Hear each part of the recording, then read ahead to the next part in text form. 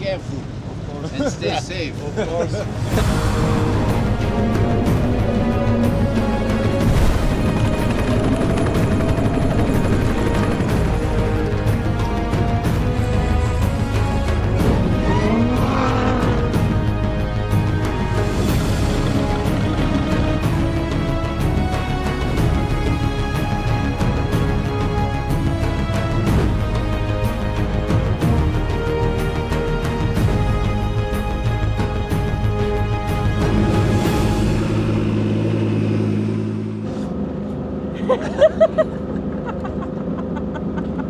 Also im heutigen Video wird's gut. Der Rudi, der schraubt am LKW. Wir zeigen euch die Klassikfahrzeuge. Was haben wir noch erlebt, Rudi, heute? Heute? Ja? Ganz viel. Ganz viel. Also bleibt dabei. Danke, ciao. Willkommen bei Time Out Racing. Und wenn du neu bei uns bist, ich bin der Sven und wir zeigen dir die Dakar, wie du sie im Fernsehen nicht zu sehen bekommst, nämlich genau so. Also Uwe hat gestern Wäsche von Stefan und Basti und von sich und noch von anderen hier in die Wäscherei gebracht. Und er dachte, wir sind schon nahe am Ziel, nicht am Ziel, am Camp. Aber das stimmt gar nicht. Wir mussten jetzt 40 Minuten wieder zurückfahren. Und ich habe keine Nummer, ich habe keinen Zettel. Ich weiß gar nicht, was ich sagen soll. Ich gehe jetzt mal rein und schaue, ob ich das Material wieder kriege oder die Wäsche. Salam alaikum. Yesterday, a friend of mine but bring you 3 bags ready. Oh yeah, SK Racing, this one? Go ahead. 3. 1, 2, and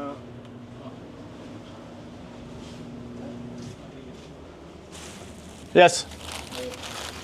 Very good, excellent.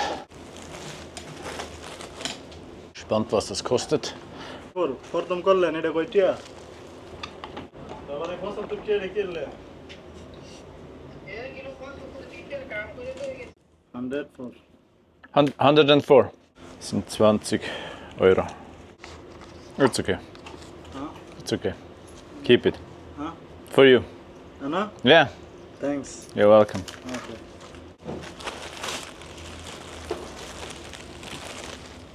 So this one as well, eh? So, was haben wir? Das ist Uwe. Das ist all. When country? Thank you. Germany and Switzerland. Germany, Switzerland. Yes. Thank you. Bye bye. Hat er uns zu viel gegeben jetzt? Jetzt hätten wir noch mal zurückfahren müssen. Ja. Next stop, Camping Shop. Das reimt sich.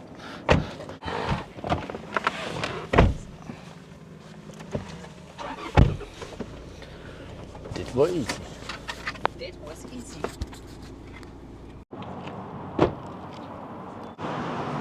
So.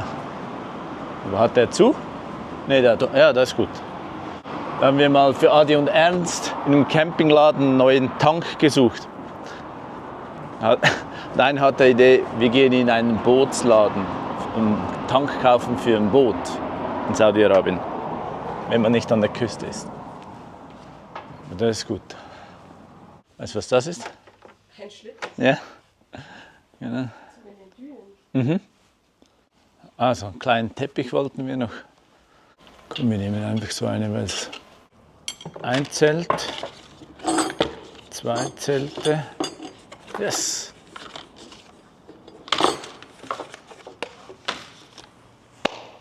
Super. And this one as well.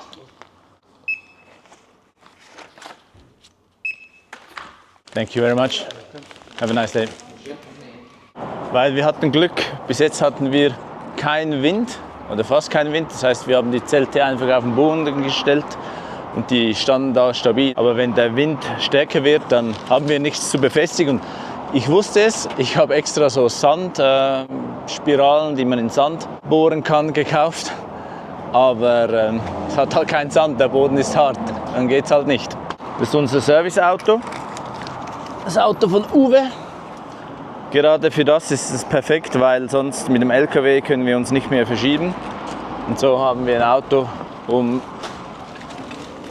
Wäsche zu holen, besorgen zu machen. Genau. Jetzt zurück ins Camp. Das ist immer noch eine schwierige Aufgabe, finde ich. Oh, die nächste Aufgabe. ATM, Geld holen für Uwe, müssen wir gar nicht weit.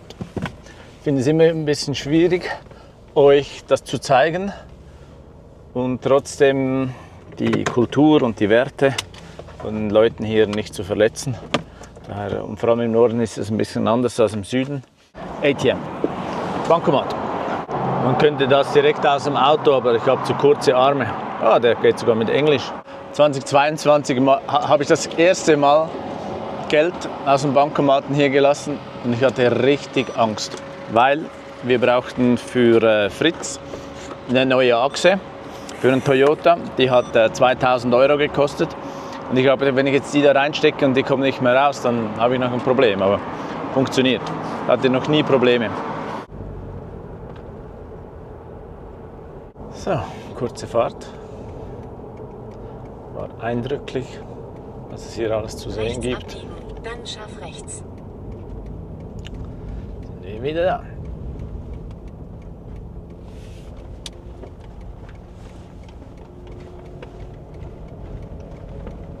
Du hast das Ziel erreicht. Danke. Bonjour. Merci.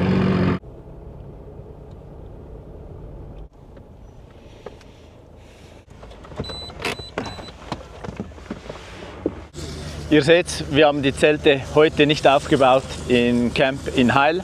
Das hat den Grund, weil wir morgen sehr weit fahren müssen. Wir fahren von Heil bis nach Riyadh. Wir rechnen mit 9 bis 10 Stunden. Mit dem LKW dürfen wir maximal 90 fahren. Und daher war es unsere Überlegung, dass wir eigentlich so arbeiten und auf die Zelte verzichten. Generell, für was brauchen wir die Zelte? Wir haben die Zelte, damit wir geschützt sind gegen Wind und Staub, auch zusätzliches Licht haben. Auf der Seite bei den Pfosten haben wir jeweils eine Leuchte. Das gibt eine super Ausleuchtung und natürlich auch von oben. Aber wir müssen morgen von Heil bis nach Riyadh fahren. Das sind 10 Stunden, 9 bis 10 Stunden Fahrt mit dem LKW. Wir dürfen 90 km/h fahren mit dem LKW. Und wir haben jetzt aber hier ein Setup mit den Lampen von Nordride, das ist unser Partner aus der Schweiz. Beste Lampen, die ich kenne, und so brauchen wir eigentlich diese Zusatzbeleuchtung nicht.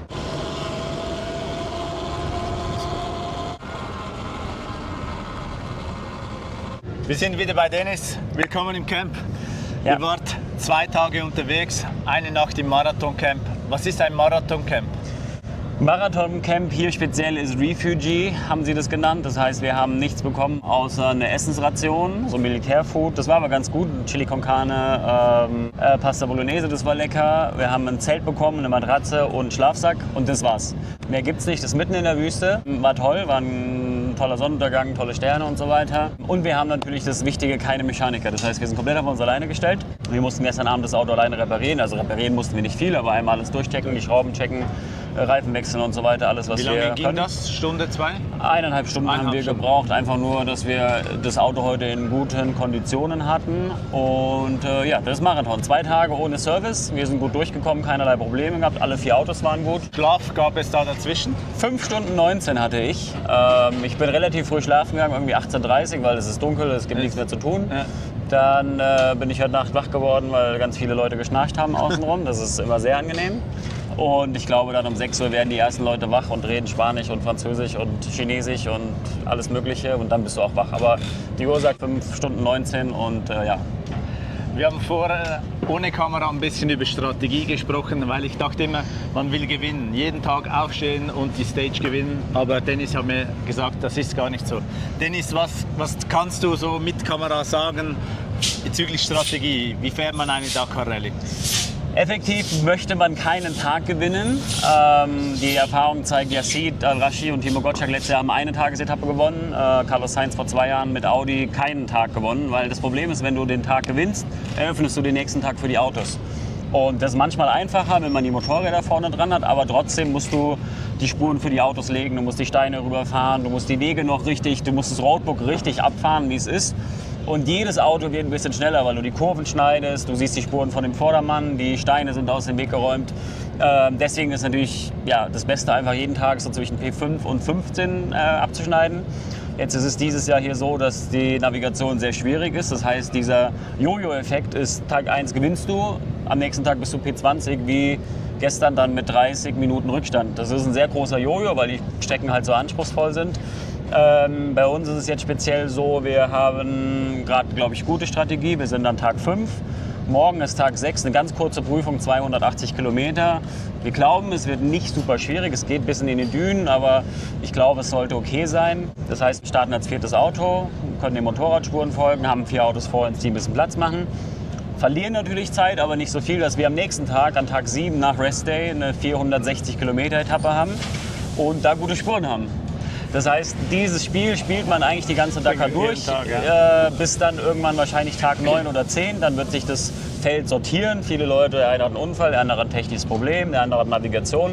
Dann geht es eine Gruppe von 5, 6, 7 Leuten, die um sie kämpfen und die sind zusammen. Und dann weiß man erst so, was wirklich die gute Strategie war. Wenn die Autos gleich schnell fahren würden und der Erste, der die Strecke eröffnet, wie viel verliert er? 10%, 20%? 1% schwierig auszudrücken. Heute haben Henk Lattegan und auch Nasser Al-Attiyah auf 160 Kilometer knapp 10 Minuten verloren. Unglaublich viel, ja. Gestern hatten wir eine 450 Kilometer Etappe. Wir haben 35 Minuten verloren. Also ich sag mal so, pro 100 Kilometer circa 10 Minuten, ganz grob. Ne? Also du kannst einfach jede Kurve schneller fahren, es ist einfacher, du kontrollierst das Roadbook nur noch, die Steine sind schon weg, du kannst dich ganz weit schon orientieren an den Spuren. Es ist schon ein großer Unterschied, ja. Super. Vielen Dank für deine Zeit. Danke dir. Wir sehen uns in Riyadh. Wir sehen uns, ja.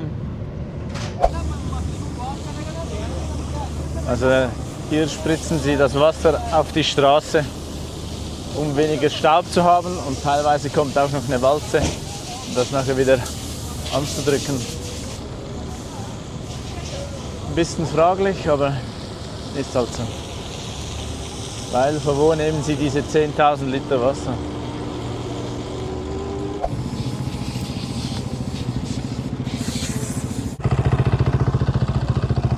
Also beide, oder?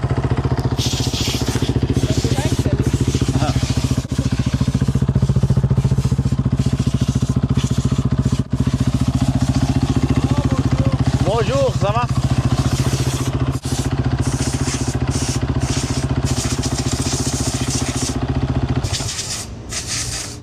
Bist gerade angekommen? Was? Bist gerade angekommen? Nee. Schon anderthalb, 2 Stunden. Ah, okay.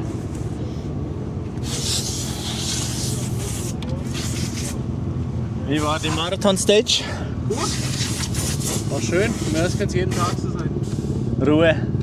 Eigentlich nur ein bisschen weniger Support noch. Aha. Schön. Wie meinst du, weniger Support? Ja, es war ein LKW da und dann Ah, gab es heißes Wasser und Lichter waren aufgestellt.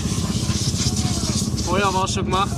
das hat bis jetzt noch keiner erzählt. Okay, gut. Wäre geiler, wenn es gar nichts gäbe, weißt Und Klos? Nee. Nee. Mutter Natur. Ja, gut. Keine weitere Frage, oder?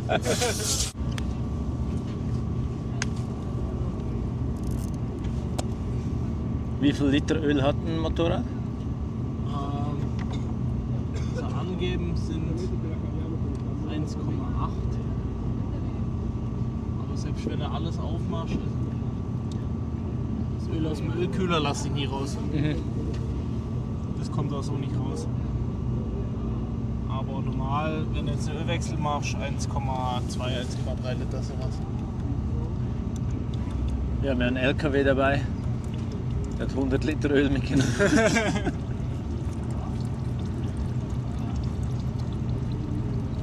Einmal bloß kleinen Ölwechsel, also kein Filter, gar nichts. Ja. Nur schnell. Dann sind es bloß 800 Milliliter oder sowas eigentlich. Aber muss ja bloß für morgen und dann Ruhetag. Weißt du, wie lange die Verbindung morgen ist? Das Motorrad ist überall, oder?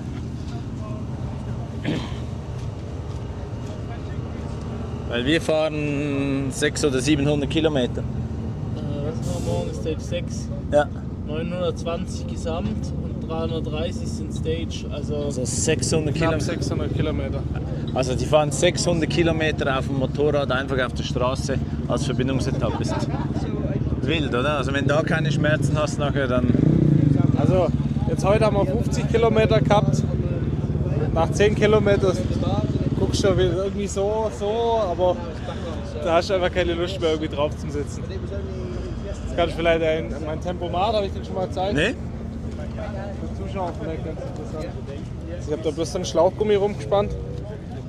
Den klemme ich dann hier rein. So. Echt? Dann kannst du die rechte Hand mal wegnehmen. Weil sonst das Handgelenk, das macht das nicht lang mit. Also für alle, die das nachmachen wollen, ist patentiert von Maxi. Kostet 280 Könnt ihr bei mir Euro. bestellen? Im Online-Shop für 280 Euro. Ja, du hast ja noch ein Crowdfunding gemacht. Läuft das noch? Ja, das läuft noch. Erzähl mal, um was geht's da? Wo kann man sich da vielleicht noch beteiligen, wenn ihr Maxi unterstützen wollt finanziell? Erzähl mal, was kostet für dich so eine Dakar? Das ist schwierig, wie das rechnest. Aber wir müssen ja einen WM-Lauf vorher fahren. Ja, den dazu musst du dazu rechnen. Ne? Also alles in allem, und ich würde sagen, dass ich jetzt wirklich das absolute Minimum, wie es überhaupt geht, 80.000 Euro. 80, falls man es nicht gehört hat. 80.000 Euro. Ja, also Okay. mit Motorrad, mit dem WM-Lauf davor Ja. und so weiter. Und Malemoto. Ja. Und erzähl mal, wo ist das? Wir blenden noch den Link ein für das Crowdfunding. Also freue mich, wenn ihr mich unterstützt noch. Also Gerne. da kann man eine Spende abgeben von 5 bis 5.000 oder geht alles? Alles möglich. Okay, gut. Nee, wäre doch cool, wenn ihr Maxi unterstützt. Ist ein finanziell großes Paket, das er da stemmen muss. Wir haben ihn auch unterstützt, wollten da auch ein Zeichen setzen, dass wir da den Motorsport unterstützen wollen. Also das heißt, auch dich braucht es. Daheim spare ich immer so mit Bremsenreiniger. Hier einfach drauf. Nee, ist ja kostenlos.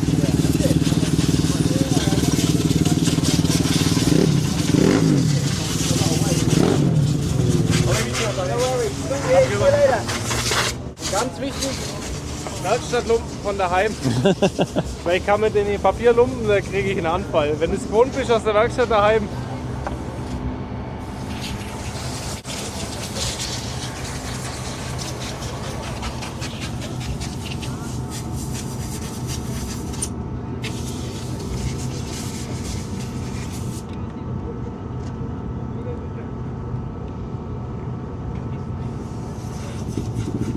Was wäre das Risiko, wenn du jetzt einfach nie Ölwechsel machst? Würde schon gehen, oder? ja klar geht. Aber da ist ja dann mehr Verschleiß am Motor. Verschleiß. Okay. Die Motoren sind echt krass. Also das Ding hat mehr Leistung wie so 450er Motocross. So 450er Motocross, wenn einer gut fährt, hat der Motor so Lebensdauer von 80 bis 100 Betriebsstunden. Es gibt viele Jungs, die fahren auf die Motoren teilweise 1000 Stunden drauf. Aber kannst den Motor auch nicht überholen. Also kannst schon, aber normale Kolben für so ein Motocross Standard kostet 250 Euro. Für das Gerät 1600 Euro. Wow. Und so ist mit jedem Teil an dem Motorrad. Also das ist krank teuer alles. Aber drum hält es halt auch. Ja.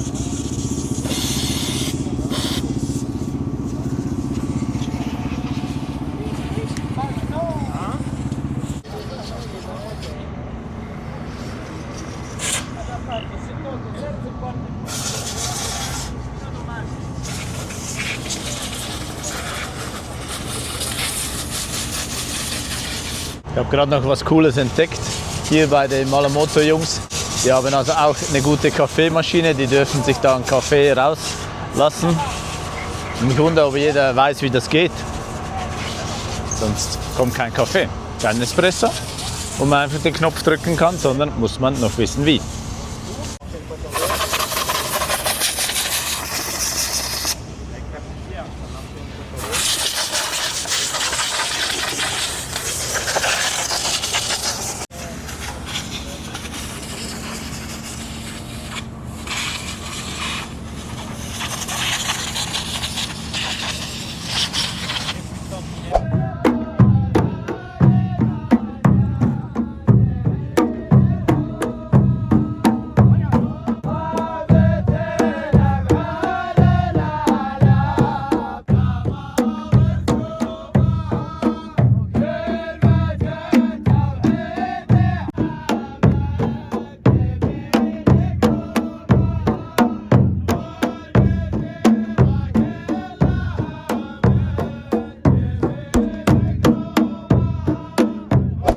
geht denn da ab? Das Differential ist kaputt gegangen vorne. Alles kaputt Ja, gegangen. leider, also wir konnten schon noch fahren, aber die Sperre geht nicht mehr.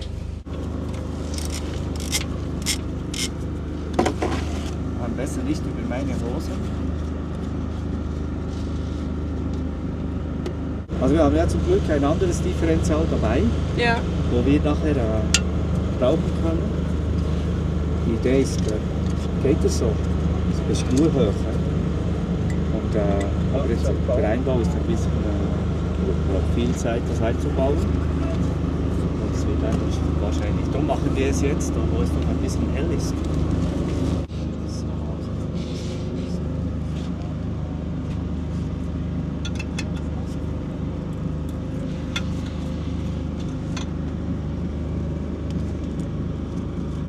Das ist schon ein bisschen eine langweilige Geschichte, wenn man das schon viele Male gemacht hat. Also, jetzt als nächstes kommt die Bremse weg auf der rechten Seite und auch auf der linken Seite. Wir wollen die Bremse nicht mehr dran haben, damit wir das noch mehr auseinander. Die Bremszange, die Bremsscheibe mit der Achsaufnahme hier ist alles bedeckt, damit wir dann die Antriebswellen herausziehen können und das Differential nach hinten ausfahren. Das besser passt hier auf beiden Seiten und es muss auch alles sauber bleiben und da nur wenig Sand hineinkommt, dann will ich nicht arbeiten. Dann viel Erfolg. Danke.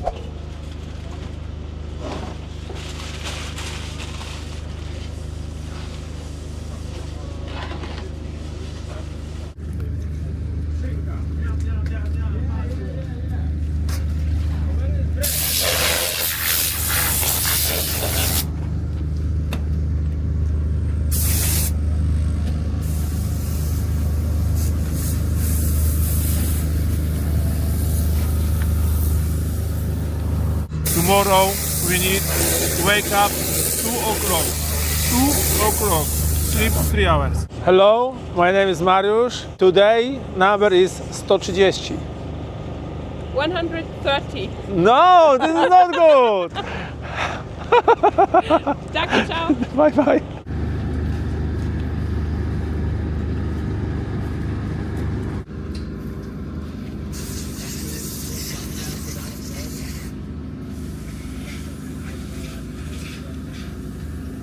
Heute zeigen wir euch bewusst mal ein paar Classic-Autos. Nicht, dass wir die vergessen haben oder dass es nicht wichtig ist, aber wir hatten jetzt einfach so viele Möglichkeiten, euch Sachen zu zeigen, die wir vorher keinen Zugang hatten.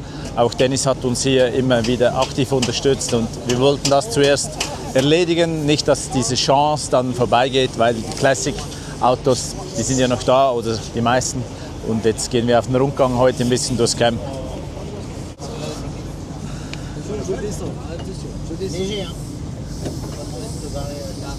Also es ist definitiv Allrad, hat vorne und hinten Antriebswelle. Alles sehr dünn, für den Einsatz hier extrem dünn.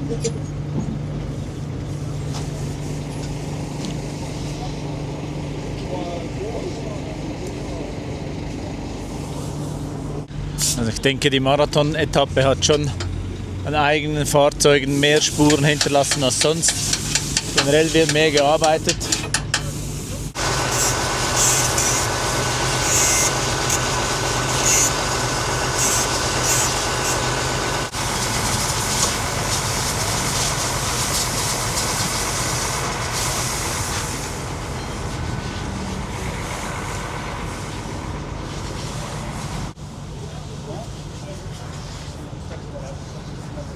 Das ist der Jack X, weil das Auto von Jörg ist eine Replika von Jack X.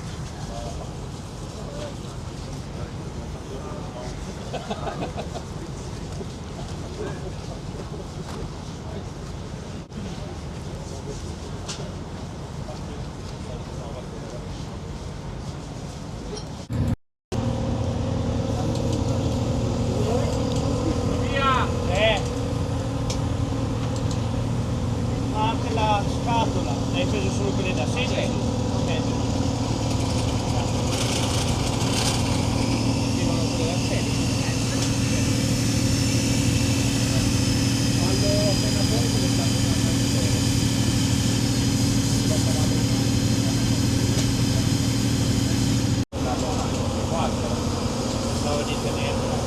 che poggio qui, la buona studiata.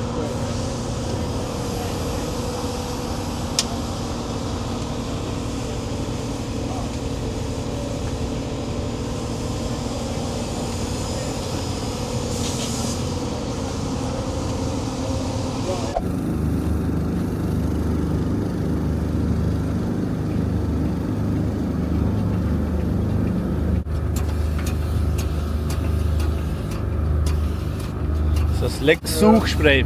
Ja.